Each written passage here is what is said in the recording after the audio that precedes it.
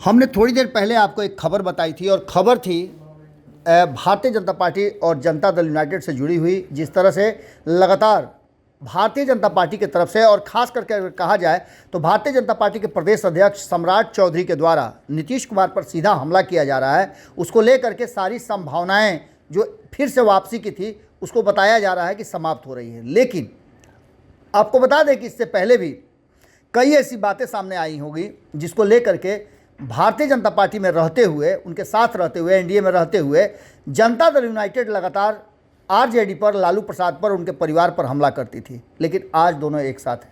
इन संभावनाओं को लेकर के कई तरह की चर्चा भी चल रही है। लेकिन इसी बीच में आज जिस तरह से सम्राट चौधरी को घेरने के लिए नीतीश कुमार ने अपनी टीम सामने खड़ी कर दी और इसमें नीरज कुमार को लीड करने के लिए मिला। नीरज कुमार को आप जानते ही हैं कि वो तथ्यों को कहां से उखाड़ करके ले आते हैं। अपने पूरे जीवन जो उन्होंने लालू प्रसाद को कैदी नंबर 3351 कहा, आज उन्हीं के साथ उनकी राजनीति और उनकी सरकार चल रही है। तो वहीं भारतीय जनता पार्टी को लेकर के भी, नरेंद्र मोदी को लेकर के भी बहुत सारी बातें कही गई थी, लेकिन फिर वापस चले गए थे।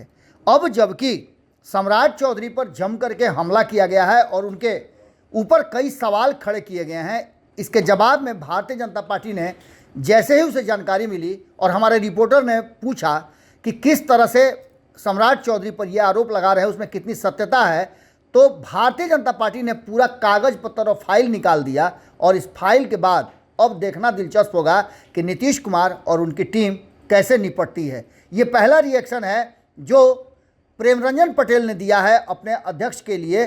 तो वहीं दूसरी तरफ हम सम्राट चौधरी के जवाब का भी इंतजार कर रहे हैं। जुड़े रहिएगा भारत लाइव के साथ। अगली खबर में जल्दी ही आपके सामने होंगे। सम्राट चौधरी के ऊपर आरोप लगा रही है जदयू की सम्राट चौधरी का डिग्री फर्जी है, कन्या यूनिवर्सिटी से मान्यता प्राप्त भी डिग्री नहीं है, वह फर्जी डिग्री है। ये हताशा और निराशा में दिया गया बयान है, इसलिए कि उनके लगातार पोल खोल रहे हैं, उनके ऊपर आरोप लगा रहे हैं, उन आरोपों का कोई जवाब नहीं मिल रहा है, इसलिए इस प्रकार का बात बोल रहे हैं। 1750 करोड़ रुपये का अगवानी घाट सुल्तानगंज पुल गिरा है और उसमें पूरा मामला भ्रष्टाचार से जुड़ा हुआ है।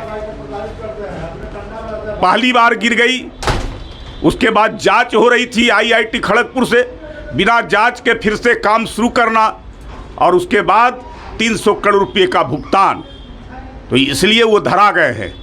हम लोग सीबीआई से कह रहे हैं जांच कराने, सिटिंग जज से न्यायिक जांच कराइए। तो इसलिए ये हताशा और निराशा में ये बयान दे रहे हैं कि हमारे जो पोल खोल रहे हैं वो पोल न खुले। 72 घंटे का उन्होंने अल्टीमेट दिया। अरे उनके जवाब क्या देना है जो खुद लिप्त है भ्रष्टाचार में, जिनके ऊपर कई आरोप लगे हुए हैं, और वो क्या हमको दिखाएंगे? पहले उनके ऊपर जो आरोप लगे हैं उन आरोपों का जवाब दीजिए, तब ना कुछ बात होगी। अगर ये वीडियो पसंद आई और वह बिहार के राजनीति और बिहारियत से सरोकार रखेनी तो सब्सक्राइब बटन दबा के चैनल के सब्सक्राइब कर ली।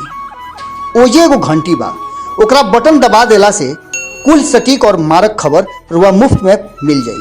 अगर रुआ पत्रकारिता के हमनी के नया प्रयोग में सहयोग कर चाहतानी तो ज्वाइन बटन दबा दी। पेटीएम नंबर नोट कर ली 9386816700। धन्यवाद।